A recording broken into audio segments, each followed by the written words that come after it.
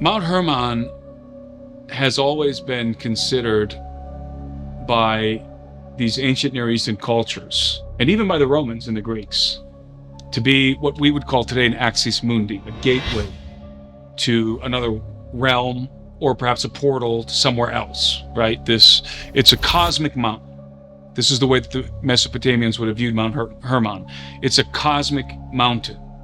And so it was believed that there was a gate there to the netherworld.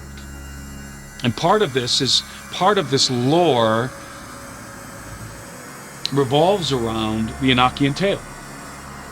And I say part of it because the Greeks had their own reasons for believing that, and the Canaanites had their own reasons for believing it, but obviously the Hebrews believed that because of the Enochian tale, that the Watchers descended here. And it's not coincidental that it was upon the slopes of Hermon that Jesus transfigured before his disciples. And it's not coincidental that it was at the base of Hermon where he declared that the gates of hell would not prevail against his church. And he did this specifically at the site of the Grotto of Pan, which was thought to be an entrance into the netherworld or the underworld. So Mount Hermon is a cosmic mountain in the cosmology of the Mesopotamians and the ancient Near Eastern cosmology. It is a cosmic mountain. And again, what if that means something like a portal or a gate to hell or an axis mundi, whatever that means, it was viewed as this place where heaven and earth and the underworld were connected. That's what's known as an axis mundi. First Enoch relates an incredible story, a remarkable tale. And it turns out that this story lays the foundation for some of the most enigmatic references in the Old and New Testament of the Bible. So this isn't just some fanciful fiction that the Hebrews told their children at nighttime, some bedtime story. The story of First Enoch is foundational to Hebrew cosmology, to ancient Hebrew cosmology. You cannot remove the Enochian tale from ancient Hebrew cosmology. That's how foundational it is. And the story involves a company of 200 angels who the Book of Enoch denominates watchers.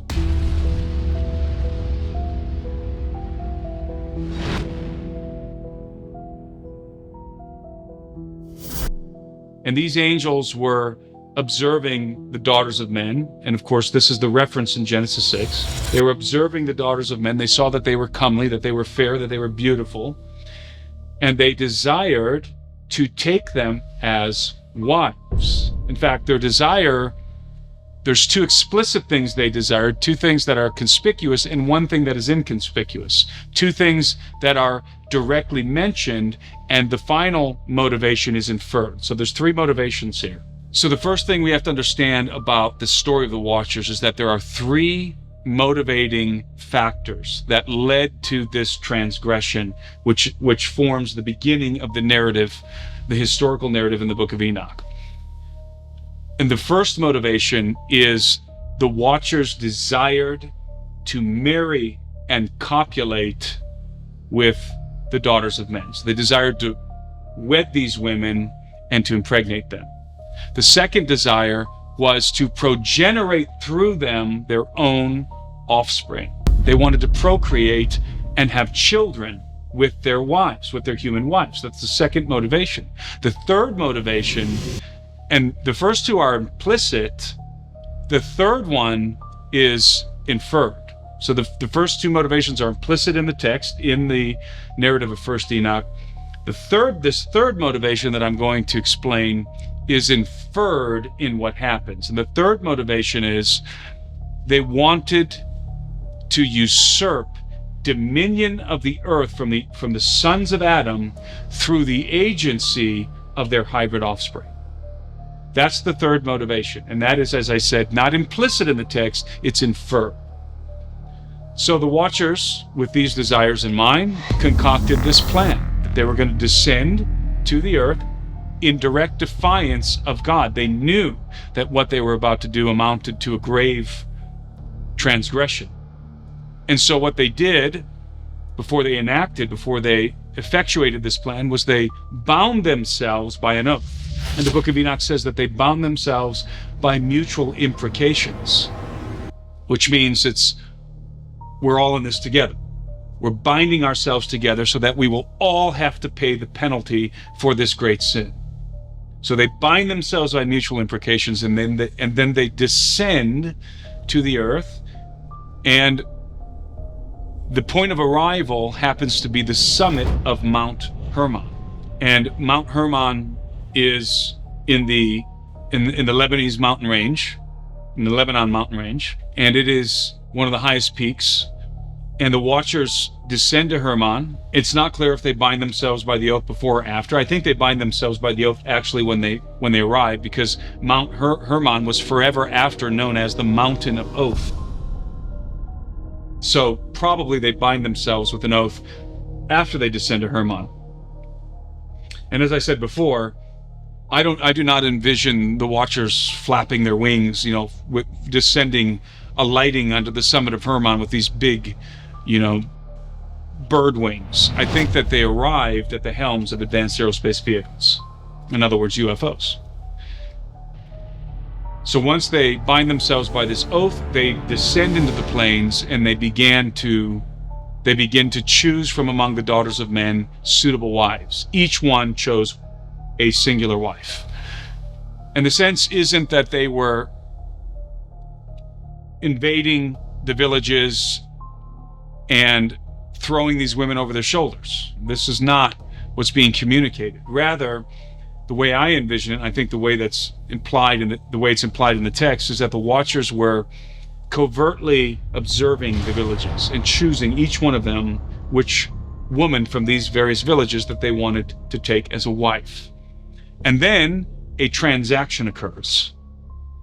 And this is not exactly implicit in the text. This is also inferred in the text. The watchers engage in a transaction with the fathers of the maidens that they want to wed.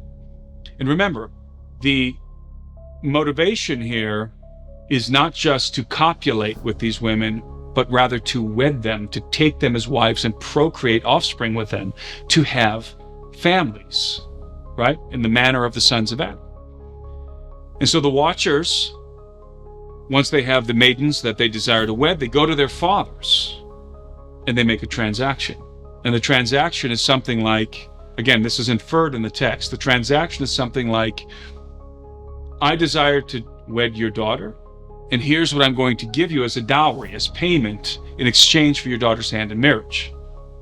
And this is all being done in accordance with the customs of the ancient Near East. So the watchers are engaging in the cultural norms here revolving around marriage, revolving around the covenant of marriage.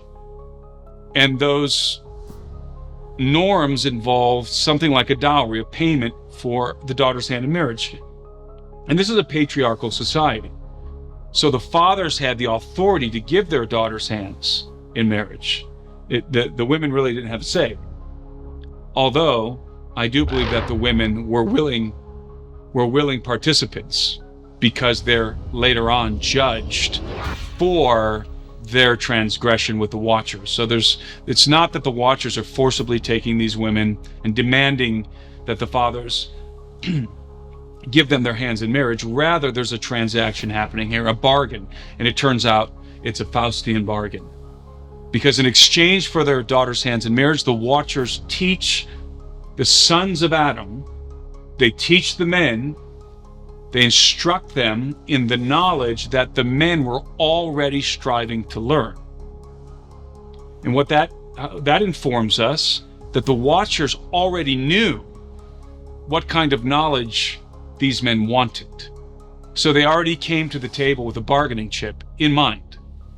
You want to know X, Y, and Z, we can teach you these things, and in exchange, you give us your daughter's hands in marriage. So it's a transaction. And this is important because it's a legal transaction that the watchers are after. This is a legal transaction with the rightful regents of the earth, the sons of Adam. And so the watchers are obviously trying to accomplish something with legal cover. Otherwise, they would just have taken these women by force. They did not. They wed them. And you can envision the Watchers, and of course the Watchers are going to be received as the gods. The gods have descended, and you can imagine being a father of one of these maidens.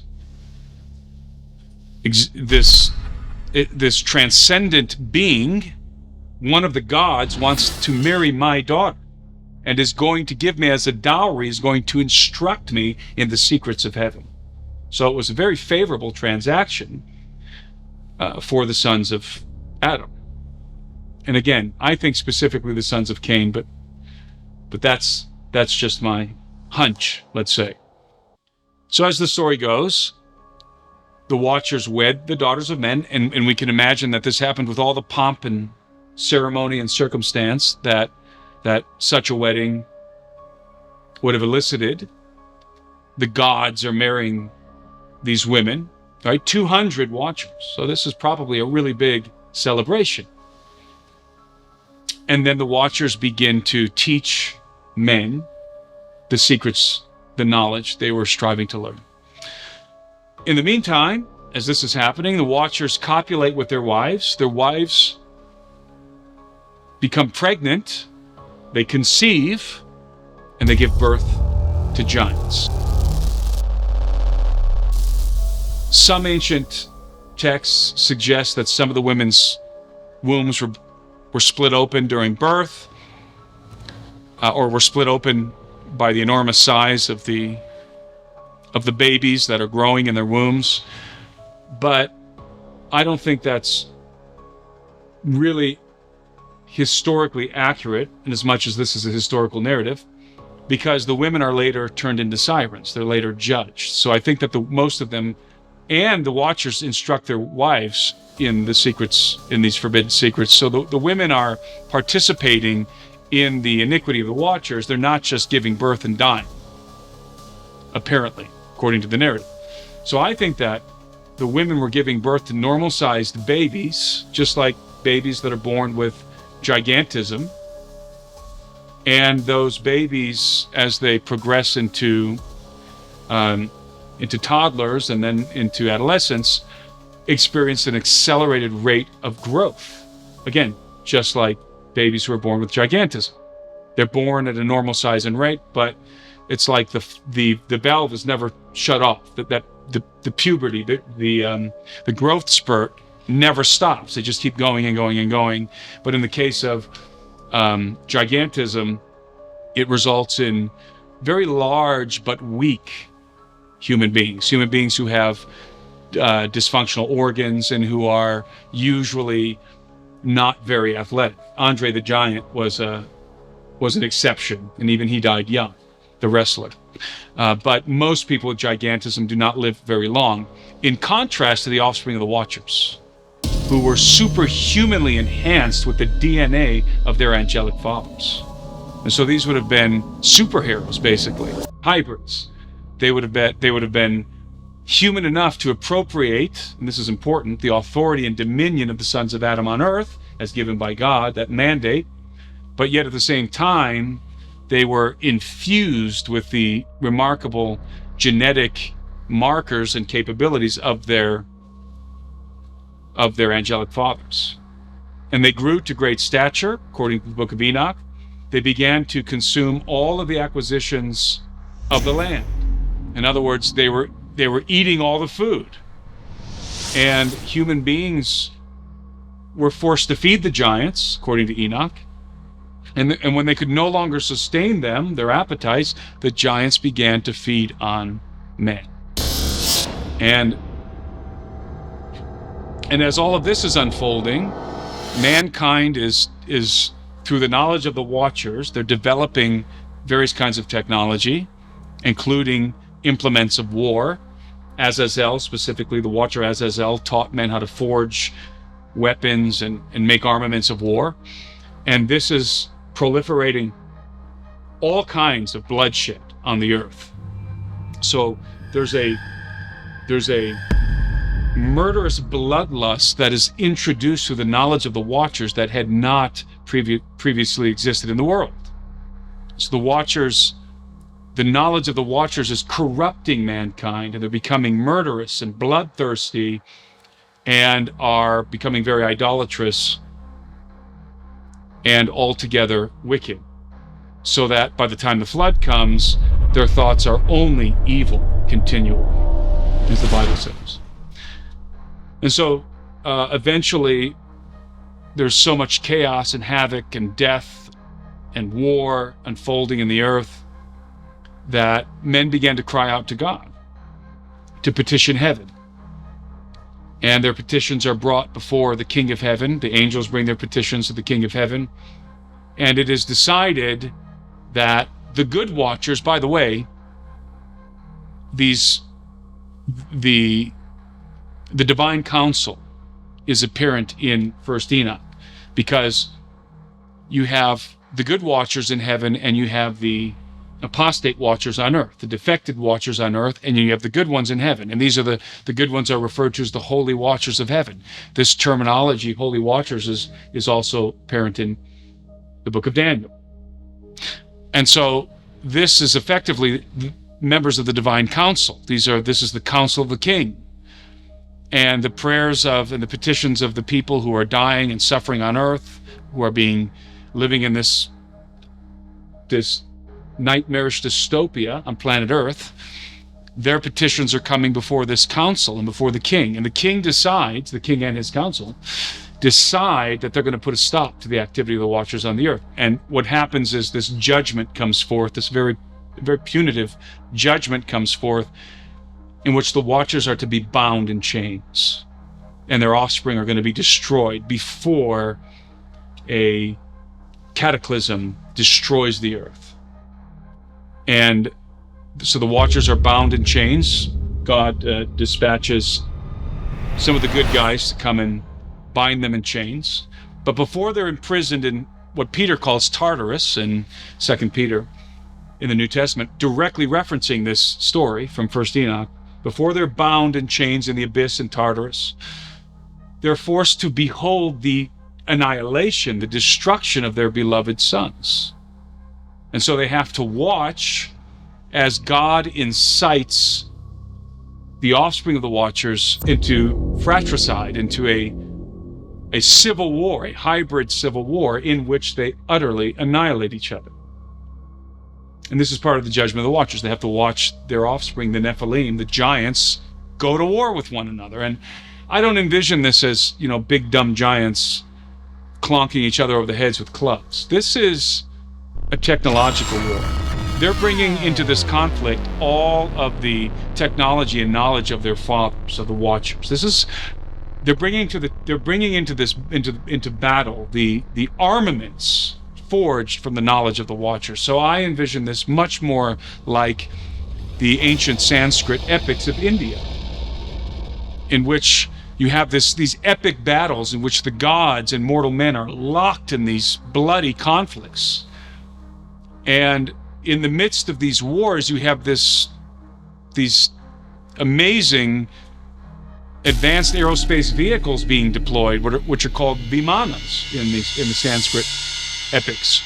And these vimanas are like warships, flying warships that are able to discharge what appears to be some sort of laser or missiles. And it's all described in lurid detail in Ramayana and the Mahabharata.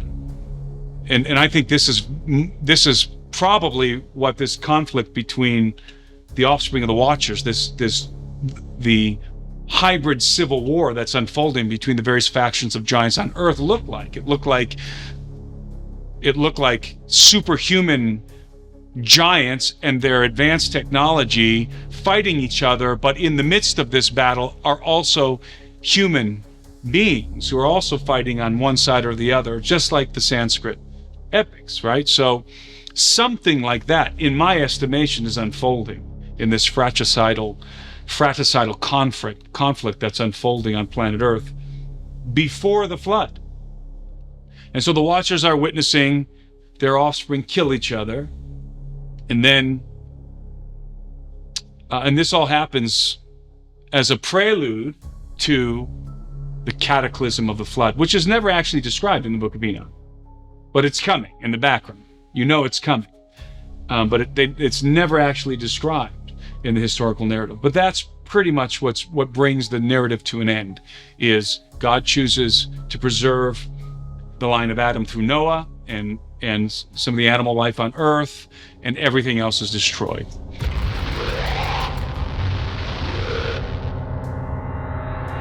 And so all of these things that I'm saying that come from the narrative of Enoch, these form the substrate of ancient Hebrew cosmology, the foundational level of ancient Hebrew cosmology, so that when you get to Genesis 6, for example, and we read that the sons of God saw that the daughters of men were beautiful and took wives from among them, and then we see that the Nephilim result from this union, we know that the author is referencing the Enochian tale. And this is why he doesn't further elaborate on what he's saying in Genesis 6. It's a strange digression in the Genesis narrative without any further elaboration of what he's talking about, the author of Genesis.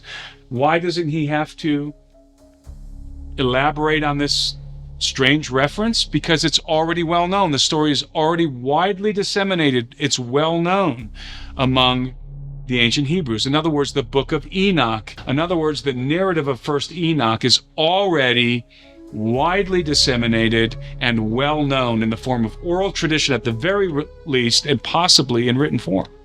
That's why you have this referent in Genesis 6, this enigmatic reference to the sons of God, Nephilim, with no further explanation. There's no need for any further explanation. Everyone already knows what he's talking about, right? And so this is why also you get to the New Testament, you have Peter and Jude referencing those angels who sinned in the days of Noah, and as a consequence of their sin are now chained in gloomy darkness and Tartarus, or the abyss. That's a direct reference to the Enochian tale, to the narrative of First Enoch. Divine warrior marching on, armor gleaming bright, battling UFOs in the dead of night. Fallen angels circle wings, dark as sin. With the power of Jesus, I will always win.